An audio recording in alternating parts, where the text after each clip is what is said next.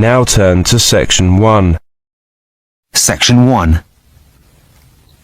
You will hear a telephone conversation between a customer and a sales assistant for a mail order company. First, you have some time to look at questions 1 to 6.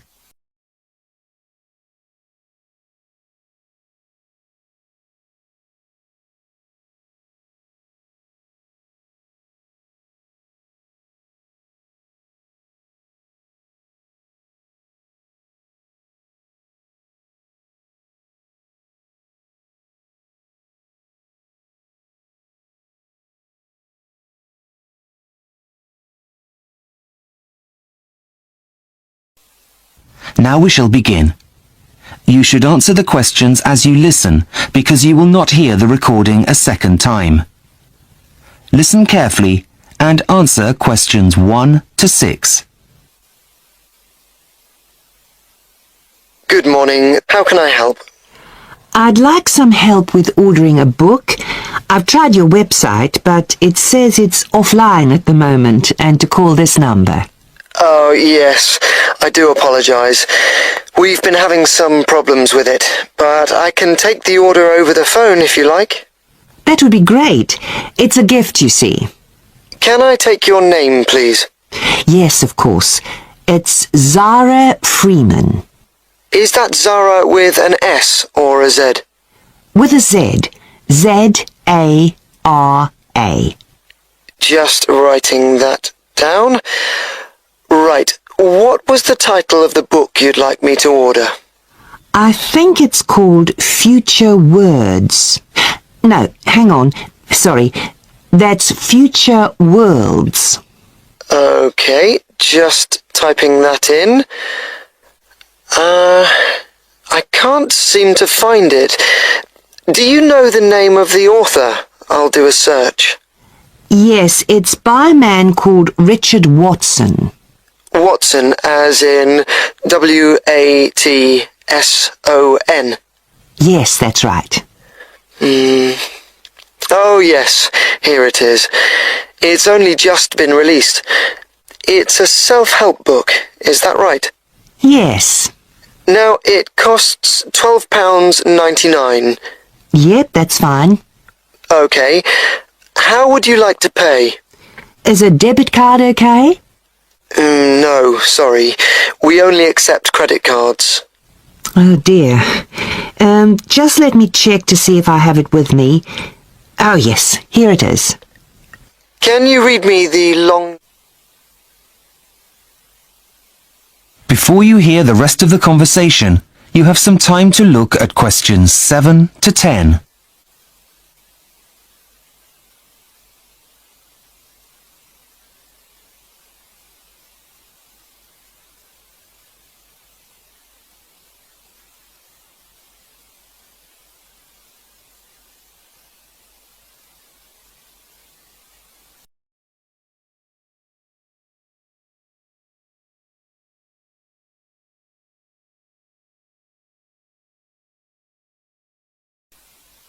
Now listen and answer questions 7 to 10.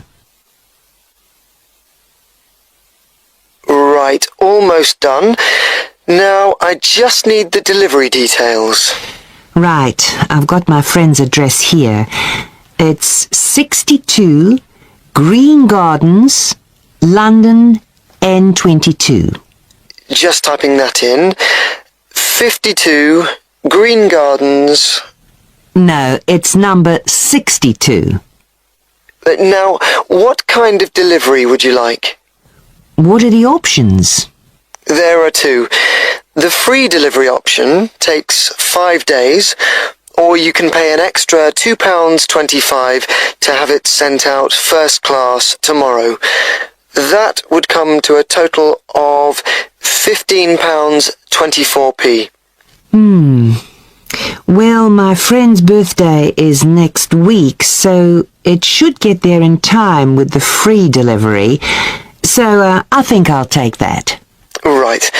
That means that it will be delivered on the 21st of February, anytime from 8 a.m. to 6 p.m. Is that okay? Well, I know my friend leaves early for work, So would it be possible for him to pick it up from the local post office instead? I'm afraid that won't be possible, but I could add some special instructions for it to be left with someone else. A neighbour, perhaps? Actually, yes. I have met the old lady who lives next door, and she's bound to be home. Could you leave it with her? Fine. I'll add that if he's not home, then the package should be left with the neighbour. That's great. Thanks very much for your help. My pleasure. Thank you for shopping with... That is the end of section 1. You now have half a minute to check your answers.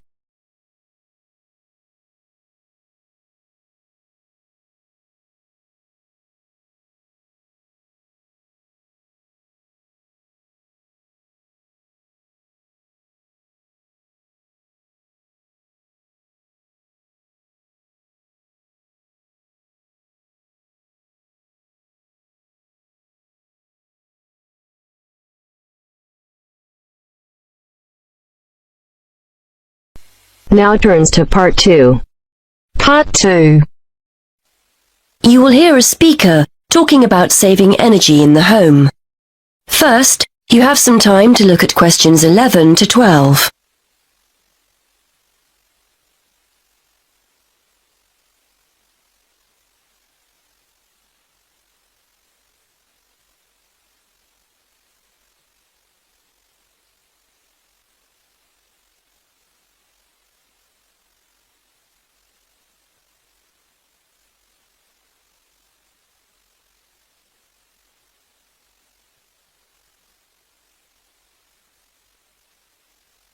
Now listen and answer questions 11 to 12. Many thanks for inviting me along to talk about saving energy in the home. This is a key issue for many people who now find themselves on tight budgets. So today I'd like to spend a few minutes going through some simple tips to help keep those energy bills to a minimum. I'll start with some easy, cheap ideas before talking about more major solutions later. I think we're all aware of the importance of insulating our homes, and although I'd advise you to get it done, I appreciate it can sometimes be inconvenient to have building work carried out. And though they're growing in popularity, having solar panels installed on the roof isn't a cheap enough option for many of us to consider seriously. So what other steps can we take? Well, most people will make a point of turning the heating down when temperatures outside rise, but they ignore other equally useful ways of saving energy when they're making dinner or doing their weekly laundry. Before you hear the rest of the talk, you have some time to look at questions 13 to 20.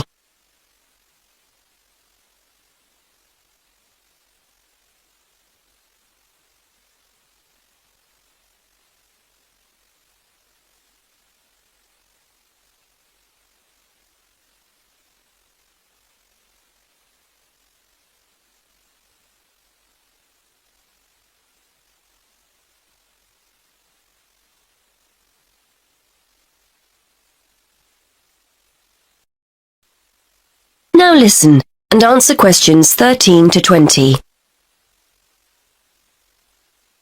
If you're living in a relatively new apartment or house, you're probably blessed with a cosy, draft-free living space. But for those of us in older properties, the chances are there are gaps all over the place where cold air is getting in. Walk around your home and place the back of your hand around window frames. Can you feel cold air coming in from outside? Get down on your knees at the doors.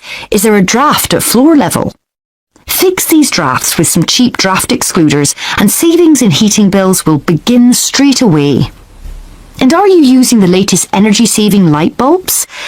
I'm not recommending you go around your entire property throwing out older ones and replacing them all immediately. But next time a bulb goes, make sure you buy an energy-efficient alternative. And what about heating? If you have radiators in every room, do you need them all switched on throughout the day? If they're on timers, set them efficiently. Then there's the laptop or your TV. Do you leave them switched on overnight or on standby? Don't waste money. Turn them off. And that goes for lights as well. You'd be surprised how many people leave them on when they go out. There are also guaranteed savings to be made in the kitchen.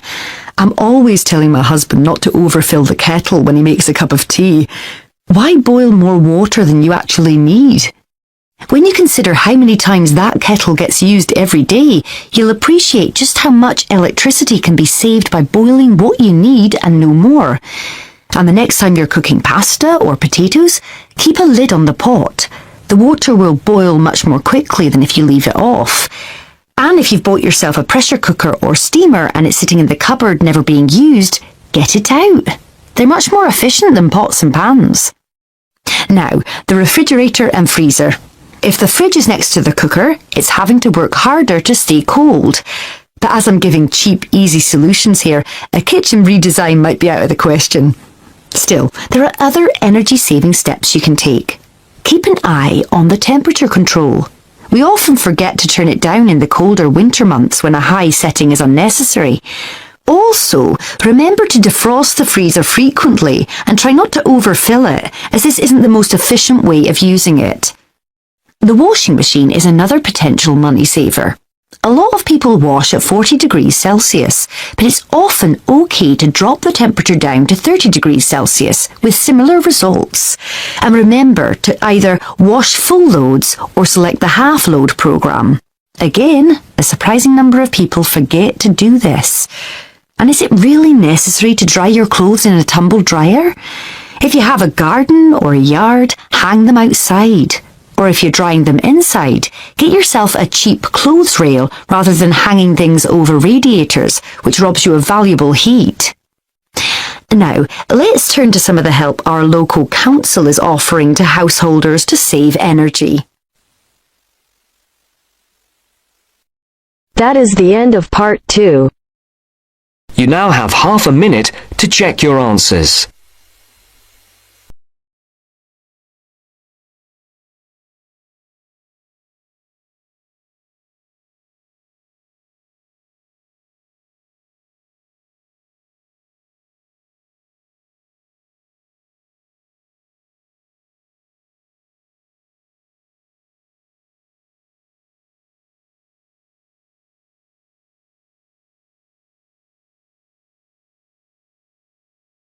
Now turn to Section 3. Section 3. You will hear 3 students, Steve, David and Susan, discussing the different courses they attend.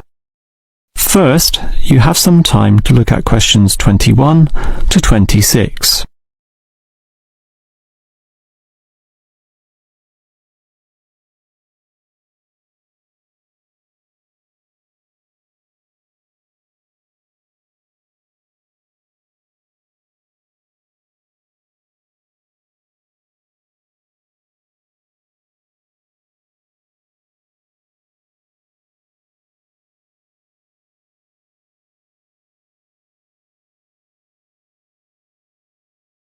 Now listen carefully and answer questions 21 to 26.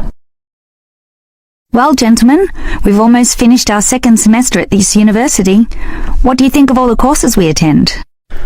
On the whole, I'd say they're quite good, apart from social history, which I find to be a little too inexact. Yes, the lecturer's style is also very, very dull. I certainly agree with you there, although I would say that the textbook is more interesting. Welfare State. The subtitle says, An Examination of Social Development in the 20th Century. Yes, Welfare State is a good book, but look how many pages it has. 458! I agree. It's just too long to be easily read. Far too long, although it's certainly well written in parts. Yes, and if you compare it to the textbook for cultural studies, what's it called? Inner Views, I think. No, that's the book for media studies, and we finished that subject last semester. The book you're thinking of is In Perspective. Oh, sorry, you're right. In Perspective. And the subtitle says, A Comparison of Social Groups. Somewhat interesting, wouldn't you say? Well, mildly so, as is the subject, dealing as it does with such a wide variety of issues. But the book itself certainly oversimplifies a very complex subject. I agree. I also got annoyed at its constant oversimplification. Life is more complicated than what it suggests. Yes, but what you call oversimplifying may well be considered clarifying. Look at this other textbook, Government in Action. Some may say that it also oversimplifies, but it must do so in order to present a coherent picture of an equally complex subject. Government in Action. Which subject? It's the textbook for political theory. Oh, I hate politics. That's why I don't like the active leadership subject either. And most of the stuff in that political theory textbook is based on the American system. You see, it's written by Americans, so it's not even relevant to us here. I'd agree with you there. It's not relevant to us at all, since our government uses the Westminster system.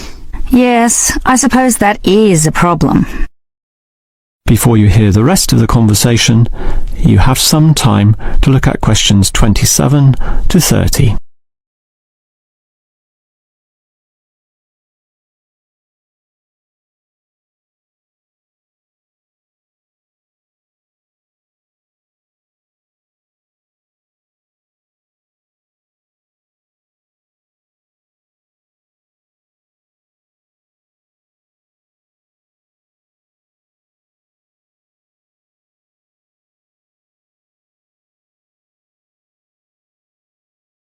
Now listen and answer questions 27 to 30.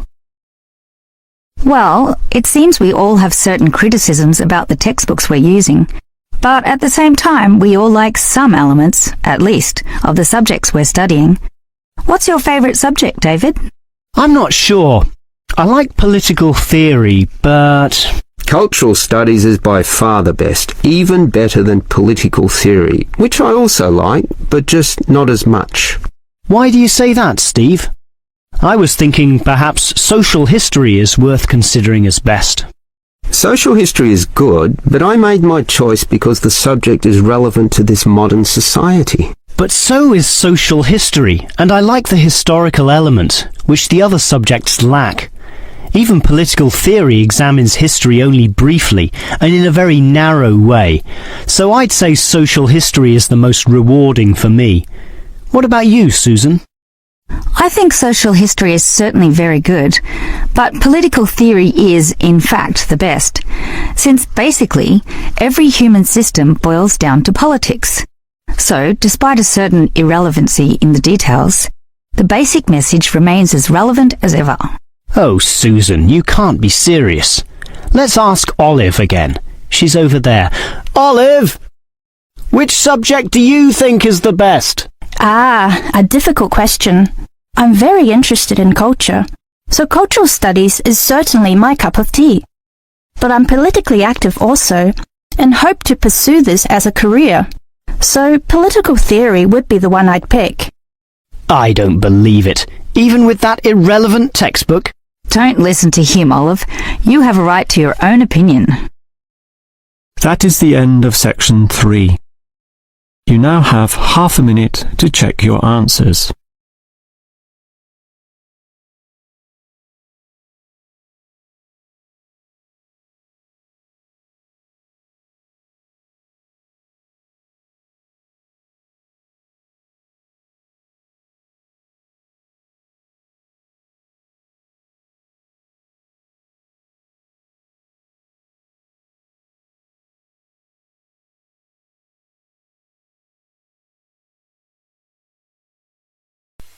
Now turns to part 4.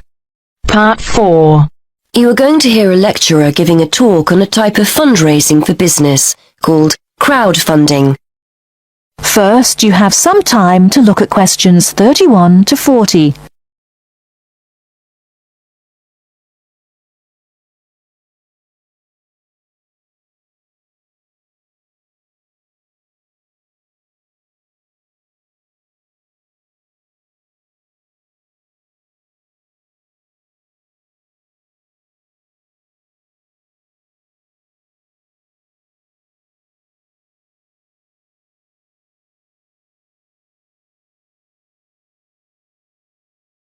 Now, listen carefully and answer questions 31 to 40.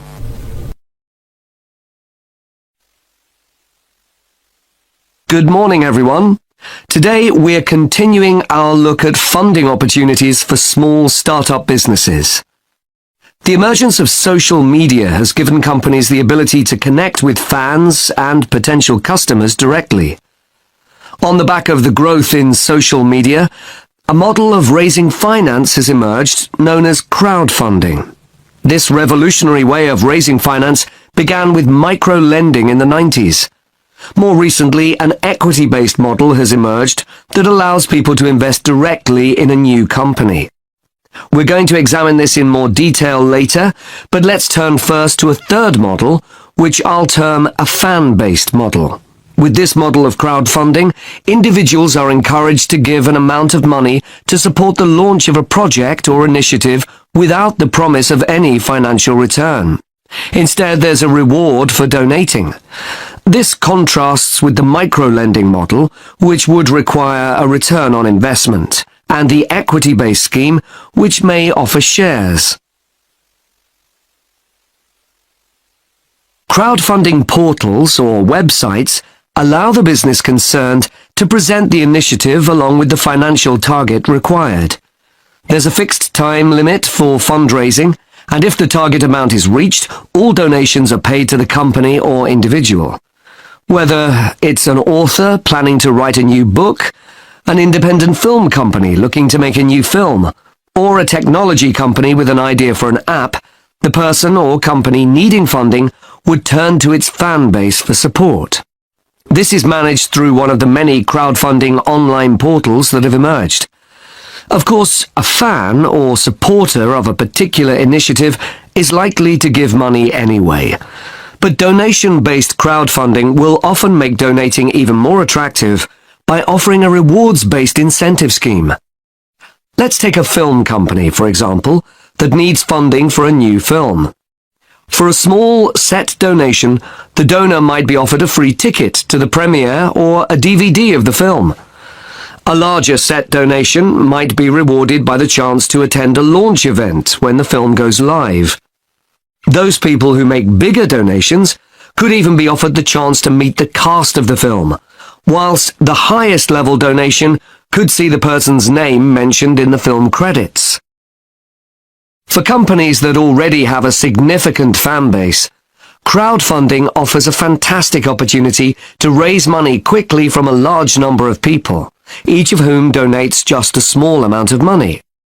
Compare this to the time and effort that would be needed to sell your idea to investors or your bank manager, particularly in an age when raising finance can be difficult. The company may also have links with partner companies or organizations that run fundraising events. In this case, you can significantly increase participation by working with these organizations to promote your crowdfunding project. Another significant advantage is that you can reach out to your fan base for feedback on the project while it's being developed, thus making the final product more appealing. Crowdfunding enables you to raise awareness of the product at an early stage, thus increasing the potential for sales. With so many people behind you, it can also act as a great incentive to get the best possible product out on time and on budget. However, there are disadvantages to bear in mind. The model can be described as all or nothing.